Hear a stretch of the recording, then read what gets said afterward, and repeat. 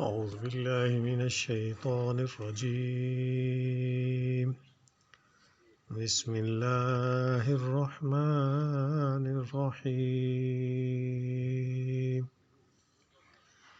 تبارك الذي بيده الملك وهو على كل شيء قدیر.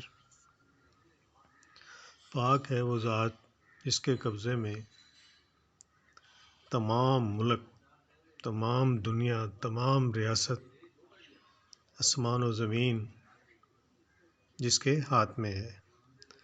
وَهُوَ عَلَى كُلِّ شَيْءٍ قَدِيرٌ، اور بے شک وہ ہر چیز پر قادر ہے.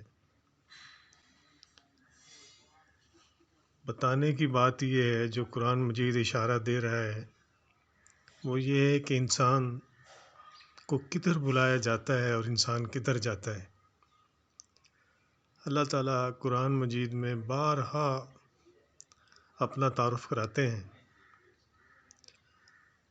کہ اے ایمان والو، اے انسانوں، اے مسلمانوں، اے دنیا والو، سورج، چاند، پہاڑ، درخت، ستارے سب اپنے حساب سے سجدہ کرتے ہیں،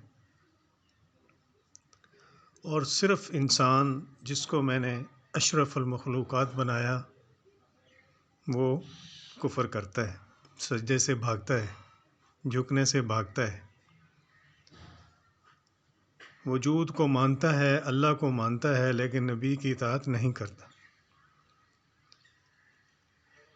سورج تو اللہ تعالیٰ کو شام کو سجدہ کرنے کے لیے عرش الہی کے نیچے سجدہ کرتا ہے اور حاضری دیتا ہے، اور صبح کی اجازت سے دوسرے دن کا سفر شروع کرتا ہے.